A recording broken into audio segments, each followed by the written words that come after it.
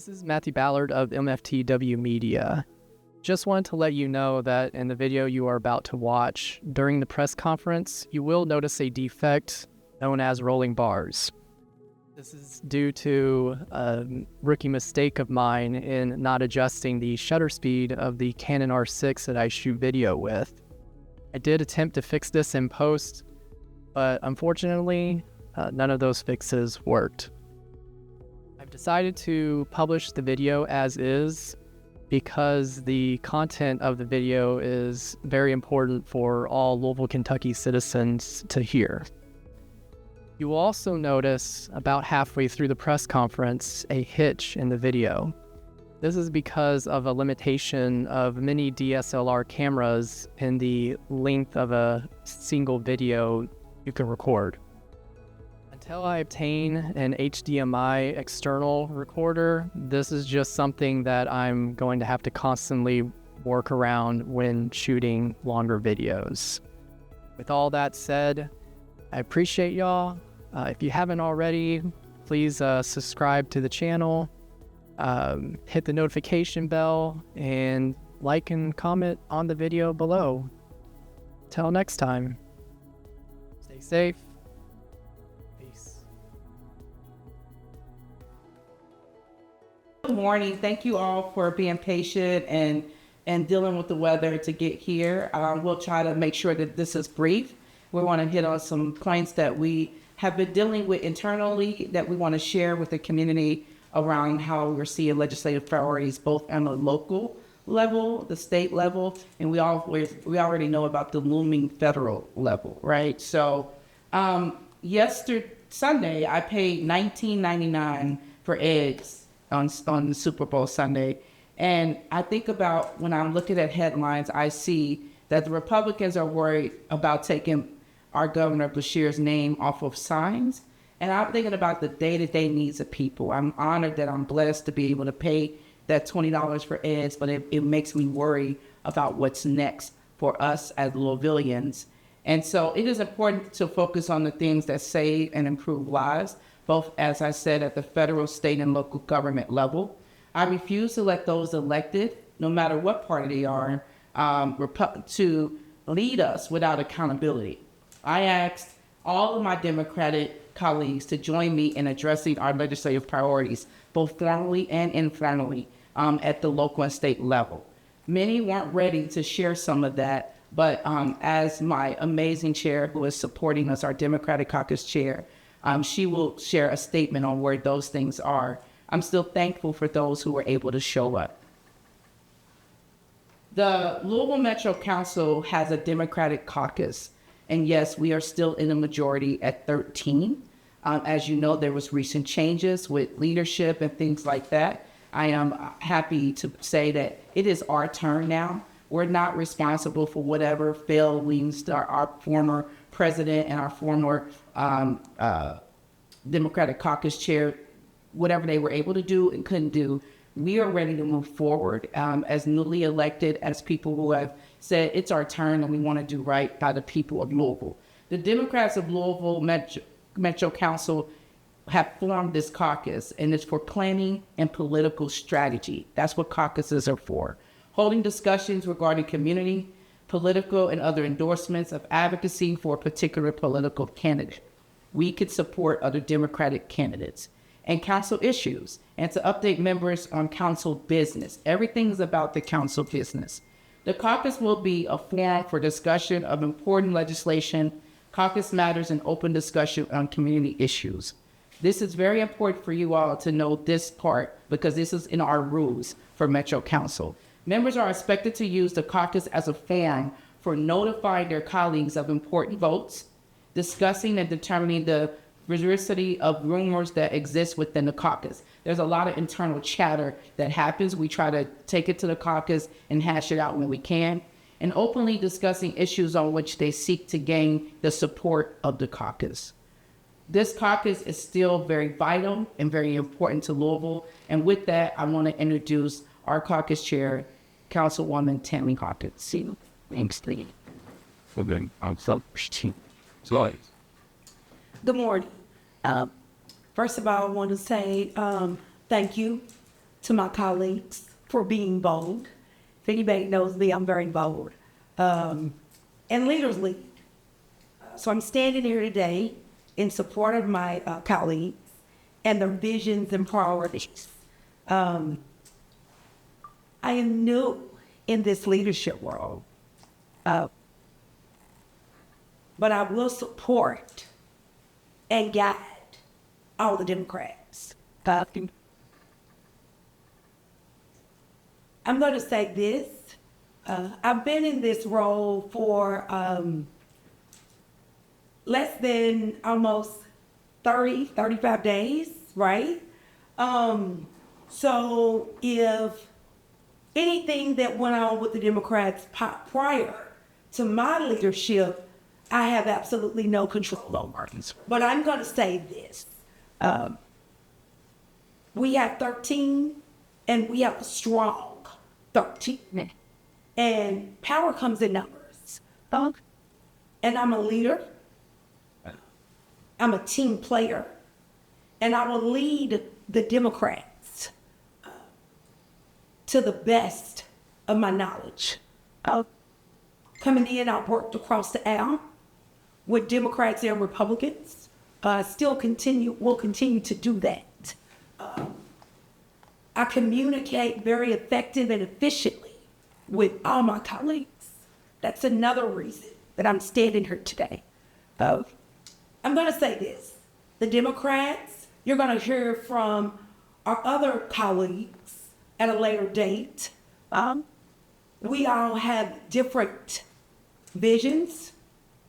That's what makes the Democrats stand apart. You know, everyone's entitled to have their own voice, their own visions, their own perspectives. So there's going to be a survey that we're going to be working on collectively. And then, you know, we will follow up with everyone just on priorities from my other colleagues on where they stand as far as what their priorities are. So right now, from a Democratic standpoint, everyone is working on priorities. I just wanted to stand here today with my colleagues, one in support, but also to stand behind their visions so we can get those across effectively and efficiently. But I also want to talk just a tad bit about what the vision is for District 1. The vision for District 1 for me for the 2025 year would be speed humps, sidewalks, infrastructure, public safety. I've worked diligently on this pool, seeing that come to fruition, trying to work on the state and local level for the bubble, for the pool. Not just for a pool, but to assure that taxpayers' dollars keeps this pool safe with a bubble on top of it. You know, it's pretty often that when you cannot remove the barrier of paying for kids to go to a pool, it's quite often sometimes they like to sneak in a pool.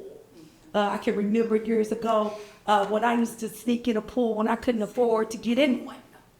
So I want to put that bubble on there for protection, but also I want to be able to support those youth that can't pay to get in that pool.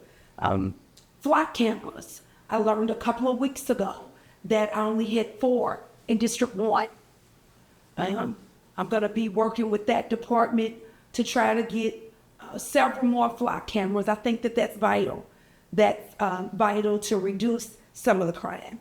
Illegal dumping. I think that that's vital.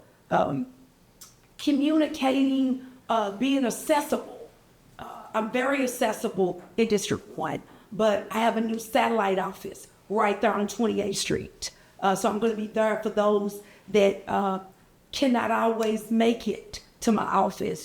So those, you know, I just wanted to touch on just a few things that I'm going to be working on for District 1. And then I'm also going to be a vessel to my colleagues all 13 of them, for whatever their visions are, whatever their mission is. I'm going to be behind them, trying to support all of them.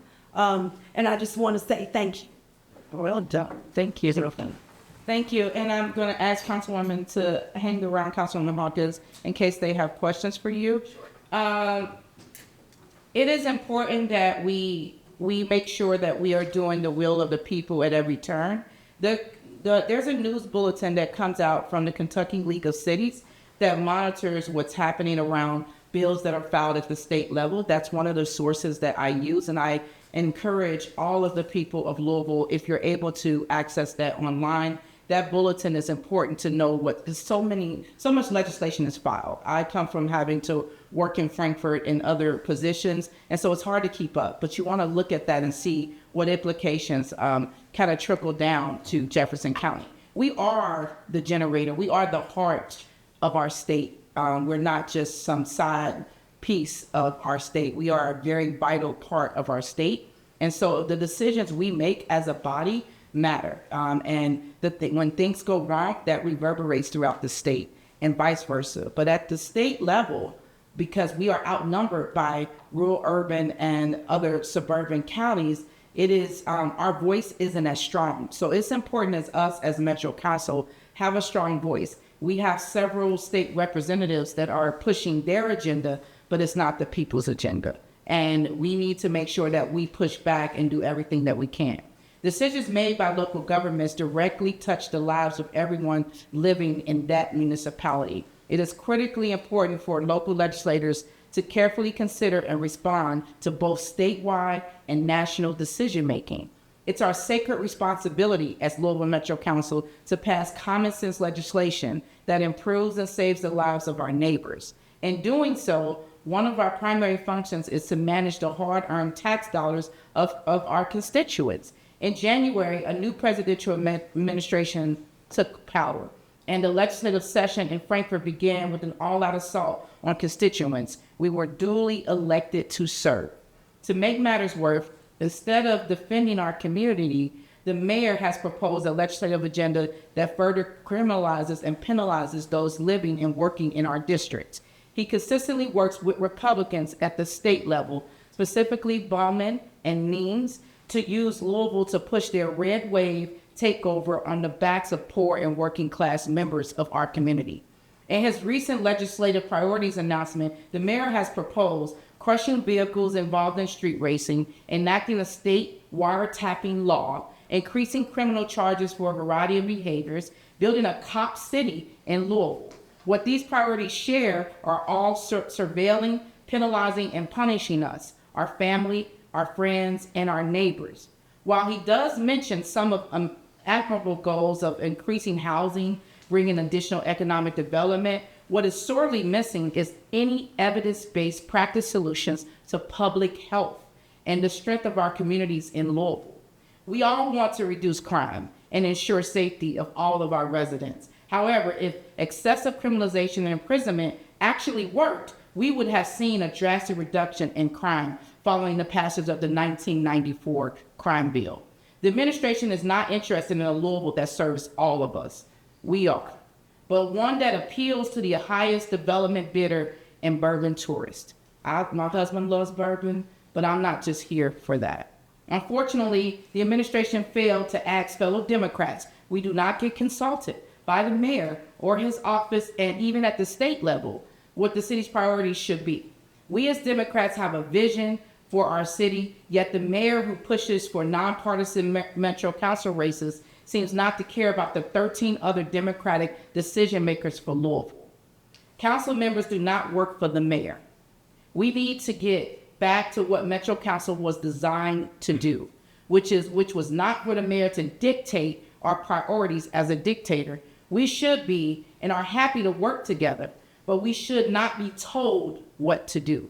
We will all deviate on how we solve problems, as Councilwoman Hawkins has explained, but the lack of transparency and the consideration for the majority caucus is an abdication in his responsibility to be collaborative with the other branch of government. We are the other branch of government. The mayor does not have more power than we have. We have the people power of our constituents. We too have a vision for our city. I do not co-sign the mayor's strongly conservative agenda. I can't speak for other members of my caucus, but I know I will do whatever I can to protect my constituents from Frankfurt's attack on my city. That said, as a caucus, we will be more engaged in the budget process, which is very vital and is our right as elected officials. That is the most important thing that we could do with the budget process. We as council have the ability and power to pass a budget that focuses on what the people of Louisville need and not the business partners of the Greenberg administration. It is important that the Louisville Metro Council is not a rubber stamp for an overinflated budget that guts programs and services that has been proven to, that does not have the data that proves that it reduces crime, poverty, and the issues plaguing our city. We must work together, and that means across the lines of difference and parties. Our job is to serve all of Louisville, not just the elites. Some of my priorities include preventing the administration from gutting the anti-displacement ordinance, passing the People's Consent Decree resolution, and following through for consent decree process with an independent monitor that has the teeth to enshrine the police reforms we asked for. We also need to make sure that whoever is put on the Civilian Accountability Board is understanding that they have an important role as a board that's already been established, as well as making sure that when Inspector General Ed Harness, his term is up in November, we need to keep Ed Harness. This administration has they do this a lot. People who are not yes people are eliminated from this administration, and we will not stand for that. We want equality, we want fairness, and Ed Harness has offered that. We need updates to planning and zoning procedures to satisfy both neighborhoods and builders. To the mayor's credit, we also need dedicated funding for our transit system, which he has asked for, which I support. The cutting of routes has been significant loss, especially in District 3. We have a great deal of people who commute and use public transportation. Those cutting of routes has really hurt our community. We have constituents who have cried as I greet them in the community about losing Route 63 at Links. I also want to sound an alarm against Frankfurt dipping into Louisville's occupation tax.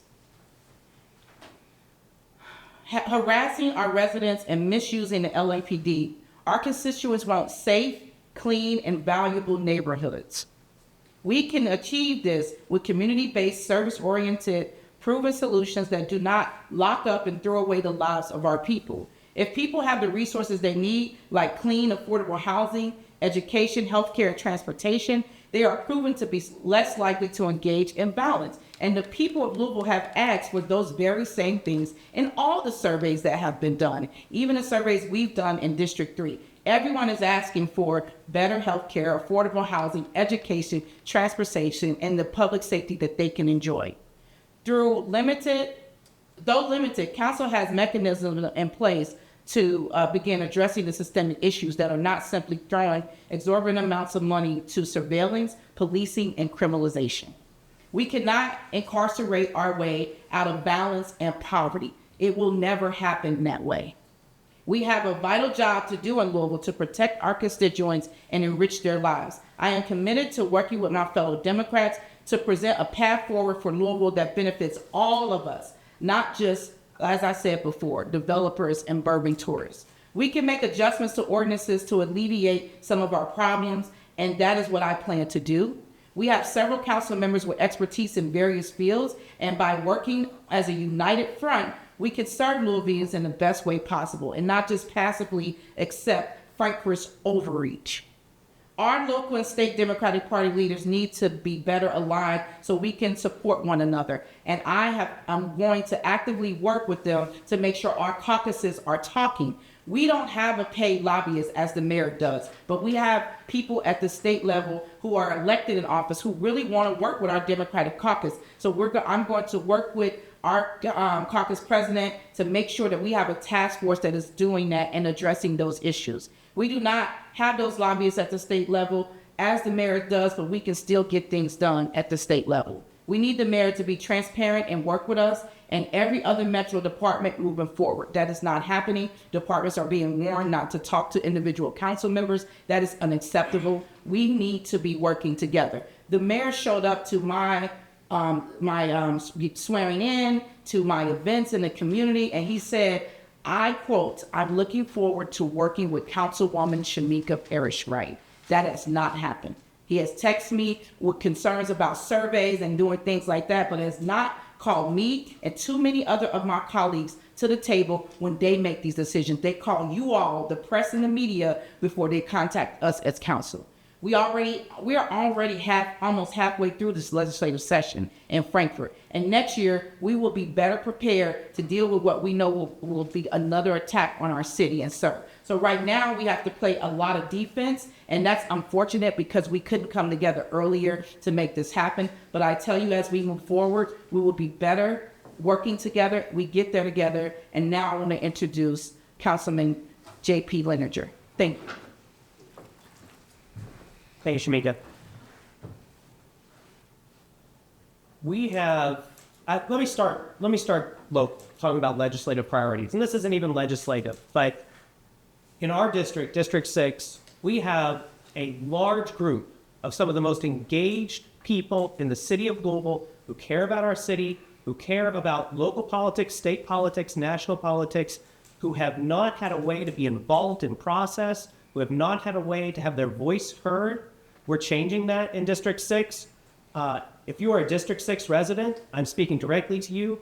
Please go to the website for Louisville Metro Council, find District 6, and find a way to sign up for the District Advisory Council. We want a large District Advisory Council throughout our district. In every corner of our district, every neighborhood should have their own advisory council. Then they send representatives to the Central Advisory Council.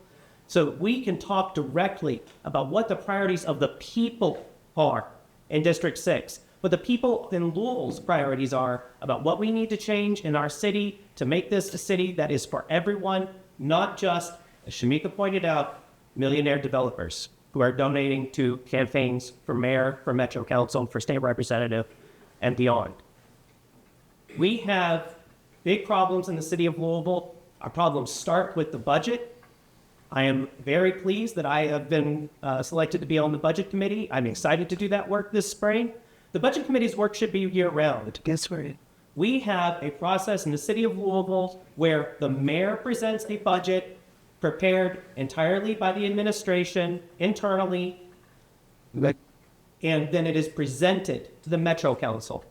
The Metro Council has then historically nibbled, made minor changes to the margins to that budget, mostly in the capital budget, not in the operating budget.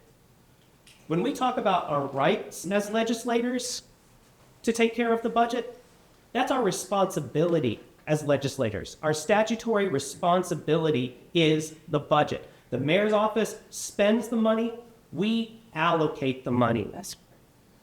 We have to be the stewards of the public interest in the budget. That is our responsibility. I take that responsibility very seriously. And as long as I serve on the budget committee, or however long that is, I will take that responsibility very seriously because we have a budget that is completely out of balance.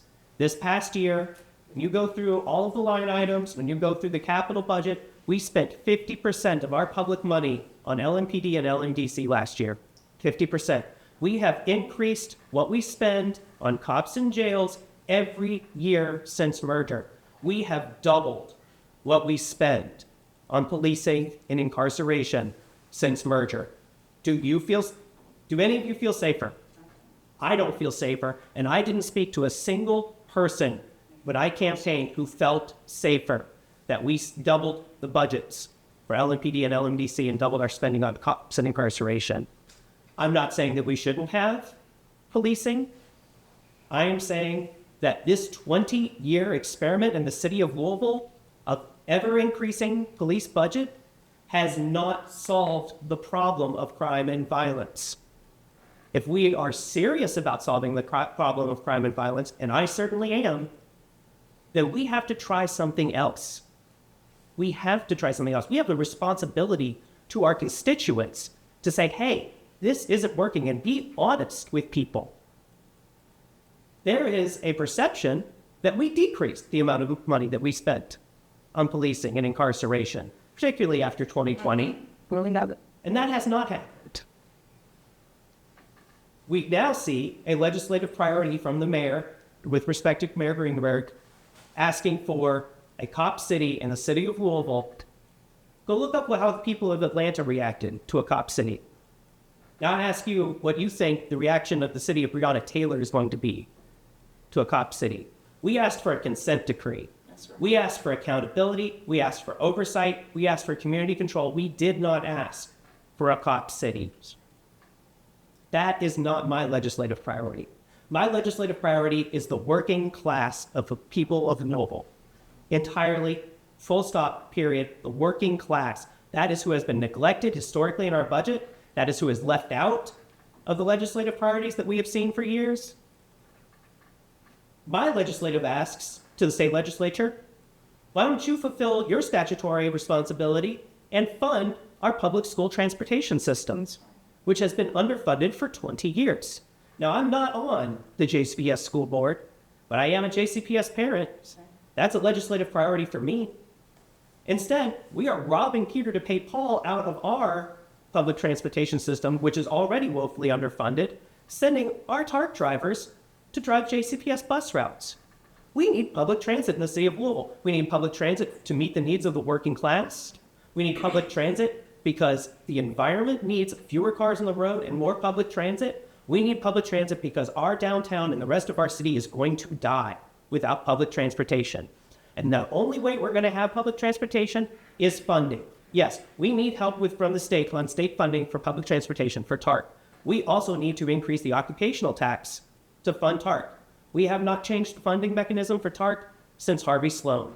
Right. And frankly, there's probably a minority of people in this room who know who Harvey Sloan is. That was that very long ago. We have to fund the needs of the working class. That's what we need to do. When Councilwoman Hawkins talks about the pool in Algonquin, why do we only have a couple of pools in this city? That's a need of the working class. When we have kids get out of school, they don't have anywhere to go. In the summer, they don't have anywhere to go. Kids aren't even allowed to go to the mall anymore by themselves. We don't have youth services. We don't have places like pools for kids to go to, particularly in the West End. And then we're surprised when we send kids, hey, you both your parents work. We don't have any public services for youth. And we send them out and they have nowhere to go where they have positive adult interactions, where they have supervision, where they have mentorship, where they have positive impacts on their life. And then we're surprised when things go wrong with our youth. Pools aren't a nice to have, they're a need to have in the summer because kids need somewhere to go. Our parks and community centers aren't a nice to have, they're a need to have. That's right. Our libraries aren't a nice to have, they're a need to have. And I don't just mean library buildings, which we can build many of in the capital budget for some reason, but we can't staff them. We can't fill them with the materials that make them libraries. Those are my legislative priorities. My legislative priorities are meeting the needs of the working class, and I call on my colleagues to join me in serving the working class. I call on the mayor to join me in serving the working class.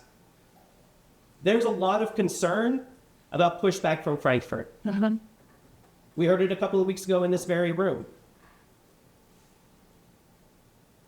I don't take it as a permanent state of affairs that we are going to have a Frankfurt that is hostile to the city of Louisville, that is hostile to the needs of the working class. I think that we could try leading and pushing back against the agenda that doesn't serve the working class for one that does. Right now, there are bills in Frankfurt looking to remove our power and have a rental registry in the city of Louisville, something that very much benefits my majority renter district. Same. I want a rental registry. If they're going to threaten the rental registry, I want to go talk to their constituents about that. I want to talk to the people of the entire state of Kentucky and ask them why they want to harm the working class of Louisville and protect landlords and slumlords. There's talk about preempting our lead abatement ordinance here in the city of Louisville. Old Louisville, Park Hill, Algonquin, Taylorberry, areas I serve, need the lead abatement ordinance. The children who live in my district deserve to grow up free of lead poisoning, which will permanently harm them. There can be no intervention. Nothing can solve the problem of lead poisoning once it's occurred. Okay. I serve the needs of the working class. I serve the needs of those children. I have to sleep at night. I will not compromise about lead abatement, and no one else should. Thank you. All right, I know you all need to get out of here. I do want to say thank you, JP. As a reminder, when I first learned about the provisions that are being asked for around the rental registry and the lead ordinance, I suffered, my family, my brother suffered some of the highest level of lead poisoning. And yes, that was in the override of Cincinnati. But as JP has identified, when people are in poor living conditions, it is important that we consider their public health, their safety, and not just the West End, but the South End, even out in Newburgh. There's people all over our city and county who are depending on us to make rules and have legislation that helps improve and save their lives. The good thing about our Louisville Metro Council is we get to work on these things year round. But when there's a legislative session, whether short or long, we have a short amount of period to try to get in and interrupt, disrupt, and introduce policies that improve and save lives, and no matter what zip code you live in. So it's important that level, because in this role, you're expected to be an expert in everything, and you're expected to know all the things. And I have an amazing legislative aide. We have aides and we have staff, but there's things that will slip by. And so I appreciate the Louisville Metro Council staff that keeps these things abreast about what's happening. So like House Bill 253, it's a centralized occupational tax collection, and it requires the Office of the State Treasurer to develop and maintain a web-based system for the centralized reporting, collecting, and distribution of occupational license fees and establish requirements for the system. It also allows the State Treasurer to assess a fee on businesses using the system. Now, what county probably has the most businesses?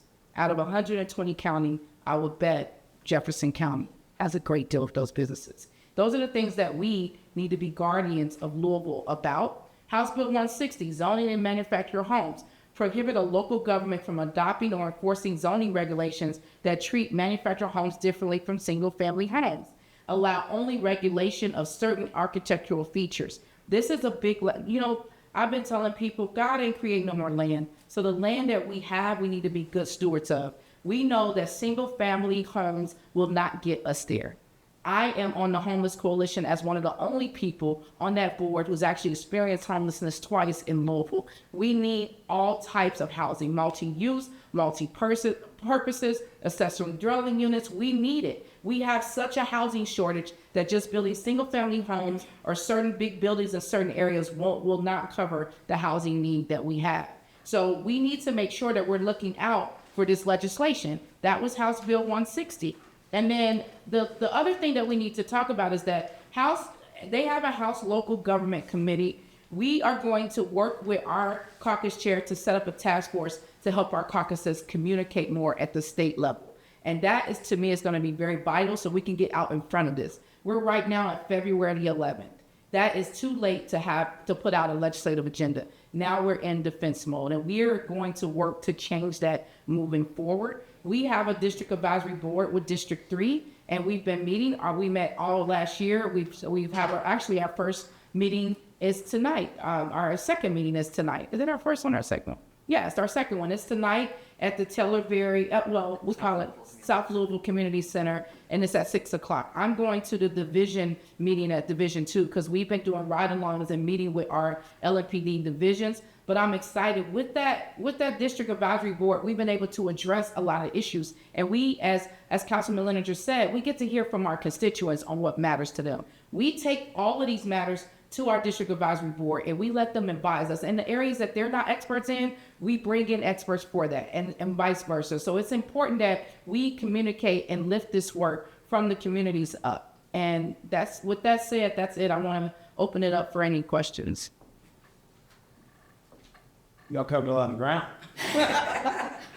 All right. And so when you said the media advisory, you said that you were going to lay out your agenda today. Yes. So Councilwoman Hawkins, she talked about illegal dumping, and she talked about sidewalks, and she talked about some other issues that I have both planned seen.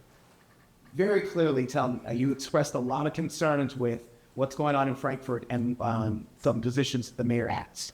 What is your legislative agenda for this term? For this term, for District 3, we have two sides of that. We have, as I identified, that there's issues with public transportation in our community, so we're trying to figure out ways we can alleviate that. We have small business initiatives that we're going to continue to explore. We have 3 Louisville Metro owned parks that we are working on improvements for. We have what our constituents have asked for from a fencing, replacing the fencing that the city installed a long time ago along Mansley. We're definitely doing that. We have a lot of infrastructural things because District 3 has been neglected. It's from the city budget. And because we have the small city of Shotley as a major part, we also have 13 other neighborhoods that we are visiting with and talking to and lifting up the issues that matter to them. Those issues were so that seniors can age in place. I've talked to former Councilman Brandon Cullen about a homestead and dealing with the taxes, the fees, the fines that a lot of our seniors are dealing with in our district. In our district, we also have about as many homeowners as we do people who rent. So we're looking at things. So the rental registry is really important for our district because of the people that rent. So making sure that we support that, things like the anti-displacement ordinance that I also mentioned, making sure that we shore that up as well, because there's implications for our community as well. Besides the park, we definitely want an improved library in District 3, and we want more access to community centers. So our community has also asked for a grocery store. So those are the things that we talked about doing, but they're bigger and some of them take time. So we're working on smaller things that meet people where they're at. We've had our first landlord renter solution fund. We're going to continue to have those. We're working with codes and regulations to make sure people understand. We've brought in the sheriff department to help us figure that out. So our legislative goals, as we're shoring them up in our meeting tonight, but they change based on what the people have identified. The main things that we already identified is what we put out there in our end of the year report that we would work on is making sure that we improve the parks, making sure that we talked about the gate for Harrison Park. We talked about the G.G. Moore. We're going to be working on G.G. Moore Park, which is in the middle of our district that borders with District 6 and District 15. We're going to make some improvements to that park. We already have money allocated. Because of the capital budget and the budgeting last year, some of the things that we wanted didn't get funded, so we're looking into getting those things into the budget. We're also working on making sure that our constituents are involved in the budgetary process. So we're still building it out. We needed time. I mean, these first few days of the year were terrible for everyone, and everyone's still processing. And I'm okay with saying we don't have it all lined out, but we are working on the issues that matter to our constituents. And the first thing is listening and then addressing the capital projects and the issues we started last year. And I want to ask a question because from the public-facing side, we're seeing, here's what we see. 3 high-profile Democrats have left the Democratic Party, from to Corey Arthur to Councilwoman Paula McCraney and Tim Timothy. We had a council president election that went back and forth on 7 locations. And then at the end of it came with the majority caucus having half of the committees go to the Republican. You guys, said that you invited everybody in your caucus here today. There are only 3 of you guys here today. What is going on? And then you have mentioned that the council was not, Democrats on council were not briefed on the mayor's agenda. What is going on within the Democratic Party? There seems to be publicly some perhaps tension and some lack of communication and working together here. That's what the public may see out of these things. Okay, I can speak to that. Well, I would say this respectfully. Again, I've only been in this role like 35 days, right? And my leadership speaks for itself. You know, that was the past. And if the Democrats haven't communicated, it definitely wasn't because I wasn't here. Okay? A lot of times people serve those roles for 2 years and then they move on. Dr. McCraney did not even put her name in the hat. Dr. McCraney has led the Democrats for the last 2 years. Let me make that very clear. Alongside President Marcus Winkler, there is nothing weak about me. So there's definitely nothing weak about the Democrats or the caucus. And those that may have shortcomings in some areas, that's why I'm in this place. Where they're weak, I will definitely be ready to make them strong. I will also say this. I don't know any party that always agrees on everything. Whether you're Democrat, Republican, co-workers, colleagues, all the time, anybody that goes along to get along, you know, that's not always good. You know, you kind of want to know where people stand. You have to allow people to be exactly who they are. Because you also have to remember, we all represent different cultures. We represent different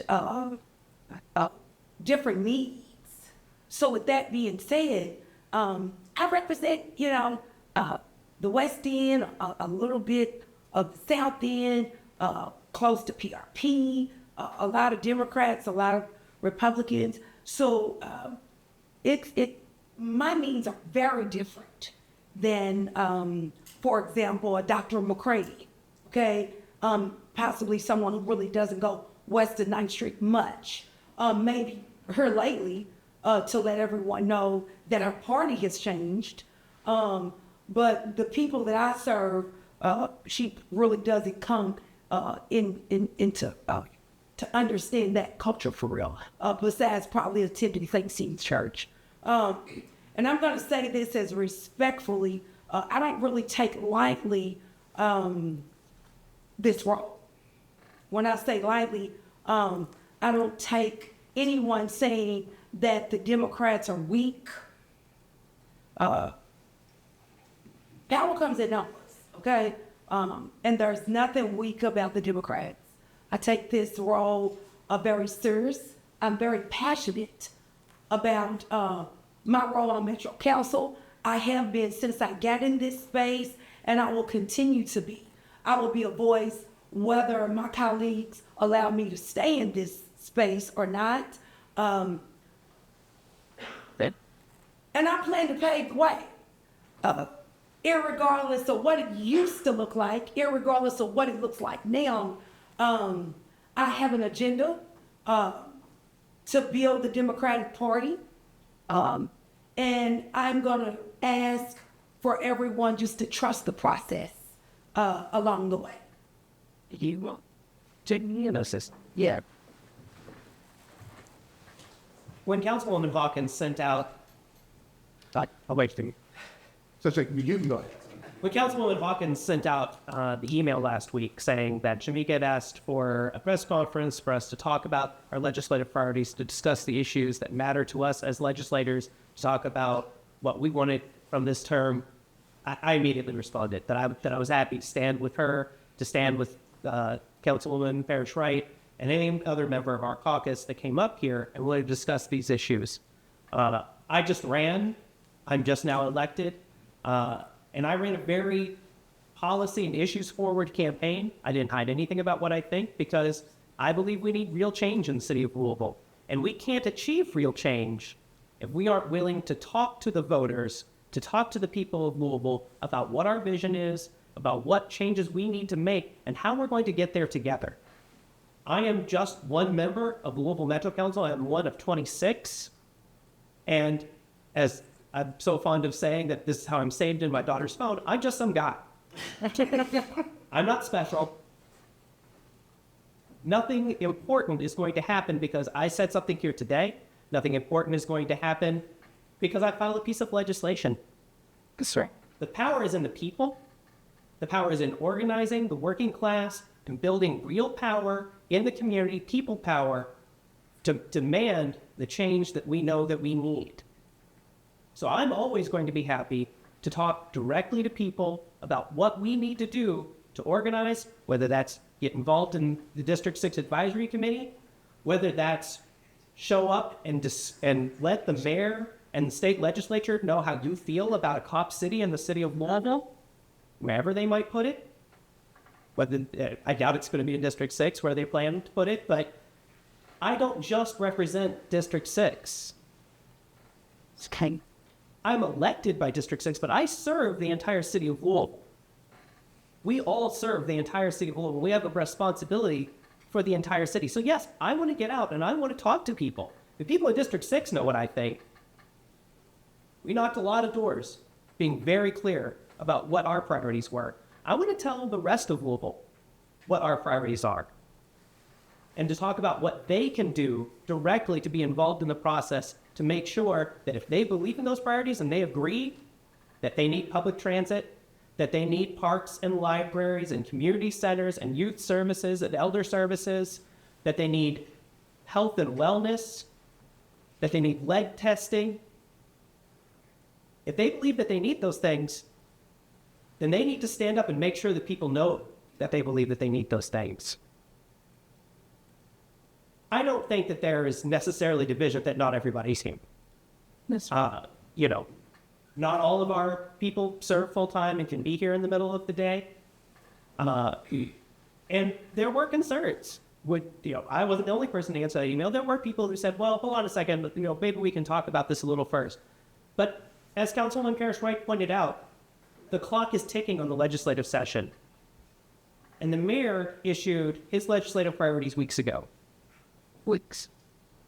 And respectfully to the mayor, I don't agree with those legislative priorities. And I have a responsibility to my constituents to be clear about the things I don't agree with and to present the alternative vision that I have, which is a city built for the many, not the few. So I don't think that it's necessarily disarray. I think that there are several of my colleagues that if they were here today, they would be nodding the same alongside with us. They're not here today. That doesn't mean that they don't care. And I want to be very clear about that. Yeah. I want to answer that too. I want to say that we know that they care. I started this off by saying some of them weren't simply ready. And some of them couldn't be here because of scheduling conflicts. But the show still goes on. 3 is still a great deal for our Democratic caucus of 13. It still means a great deal for us to be here in person. I'm still a Democrat. After all of the things I've been through with this party, I still stand strong to hold up this party because it's my party as it is, and I'm going to do that. I'm not swayed when people make the decisions they need to make, both personally or maybe they're hedging bets for their next election. Shameka Parrish-Wright is not working on her next election. I'm working on improving things right now in our city. And a lot of people who are Democrat and Republican alike are either working to become the next mayor, working to work under the mayor. The mayor took 3 people from Metro Council over to his offices now. And so those people are working for him. And you would think that that would have made relationships better, that they have these seasoned people who are coming over. We saw one who basically left in a bad way, that they put her out, and she felt like she was in the right place. So there are these changes of parties, these changes of administration.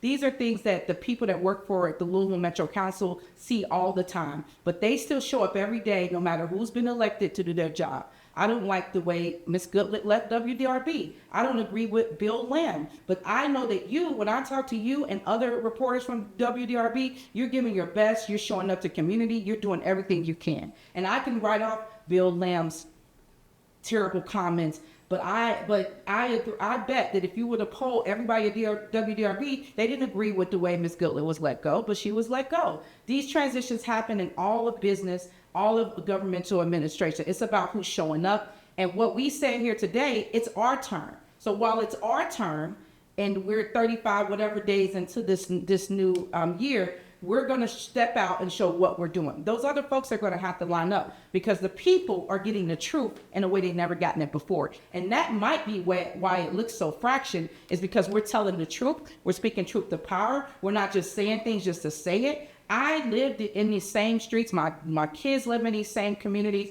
I'm building a Louisville that we all can live in, and that's what I want to be a part of. And so I think that when people show up, They show where their priorities are, but I'm not counting all the other Democrats out. I think that they have different agendas. Now, do I believe some of them carry the water of the mayor? Yes, they do. I'm here to say that our mayor is not a dictator for our state, and that our mayor needs to work with us like he promised he would. And our mayor does not have more power than this Metro Council, and definitely does not have more power than the people of Louisville. What's happened is that whole process for the over 20 years has been messed up. We've seen this mayor be in Frankfurt working with Republicans more than the past 3 mayors. Harvey Sloan, Mayor Abramson, Mayor Fisher. They wouldn't be in Frankfurt as much as this mayor has. This mayor is up in Frankfurt as more and doing this because he has an agenda he's not sharing with fellow Democrats. So let's not question these Democrats. Let's question the ones that are not showing up. Let's question a mayor who ran on Democratic values but pushed this nonpartisan legislation through. Let's work on that because he's working on his next election. We're working on saving the lives of Louisvillians right now. Thank you. Yes. This is a budget question. Part of budget reform and budget transparency. Is the Democratic Caucus willing to support and commit to publishing a year-end NDF accountability of what they spent, including the money that puts through the revolving doors, transfer here, transfer there, transfer here, and what projects they're saving for, and what it is, so that we can see it in one place and not have to do open record budgets.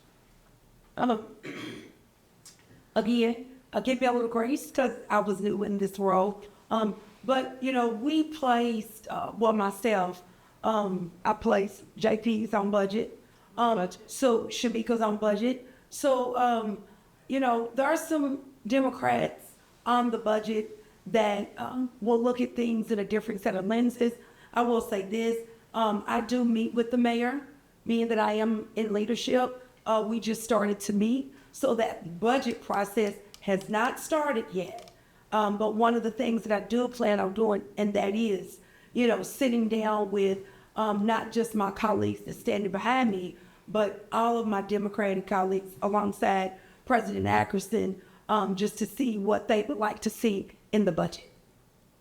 So, that's going to happen in time. So, whatever they would like to see in the budget, I'm definitely going to advocate. That's what this role looks like. It's advocating with the mayor. And will you support what he's saying, that a more public transparency with the budget that can be, they used to print it out, let people come and get copies, but he's asking for more transparency on what goes in and what comes out. We do it with our year-end, our reports, but I think there needs to be more transparency because the budget process is convoluted. It is a mess. And I will say this, Kevin Kramer, who is the budget chair, the new budget chair, I'm also going to be working with him. I can't and won't, promise anything today, but I will say that I will try to work diligently to make sure that is out. I'm not really going to say that the community has an input. I'm not going to say that because that's not true. I'm going to say that the community has an input through their council members, right? And through their council members, use them as their vessel. Like you said, just coming together and just working together collectively to see those things in the budget. So I don't want to make any commitments from a leadership standpoint that is going to hold me to that. So I want to be very clear and honest. Will you commit as a council person to publish comprehensive NDF accounting for your district? Yes. Yes, for my district.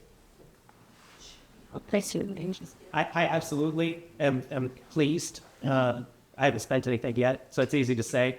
But I would be pleased to continue to have public accountability for how I'm spending the district discretionary funds, NDF, CIF. I want to say directly about public input on the budget. No, the public, we don't have public participatory budgeting. The people don't vote on the budget. The elected representatives do. But I am personally committed. I said this during the campaign, and that's not something I'm going to back down on. I'm going to have people assemblies in District 6, and I'm going to have direct input from the people of District 6 about this was last year's budget, this is what has been proposed, what's missing, where did we spend more money than you think we ought to have? Where are we not spending on the needs of the working class? You tell me what's missing in this budget. I would love a large crowd to talk to me about that, because I believe that every person I talked to on those doors when I knocked could understand the budget at a one-on-one level and could understand that there are winners and losers in those ones and zeros. So, I'm gonna take my question. Any other questions? We got one more maybe, and then we got to wrap it up. So for Councilwoman Hawkins, you mentioned flock cameras earlier. Yes. So while those have been important for improving safety, there are also a lot of people across the communities of Louisville who are very concerned about the encroachment of mass surveillance, especially given, what a lot of people experienced in 2020 and 2021. What would you say to those people? Just be patient. The mass thing is just kind of like on hold right now. Just kind of be patient. I can't really, speak to some of the things that, that we're going to try to work on. That's my priority for my district, because we only have 4. And a lot of the homicides and crimes in my district just are not being resolved. The data just isn't where I feel like it should be. So I'm taking a different approach and making sure that more flock cameras are in my district. I'm not sitting around waiting on LNPD to make those decisions for a district that I represent. I'm going to pay whatever it needs for the many flock cameras to help reduce the crime. Thank you all. Appreciate it. That would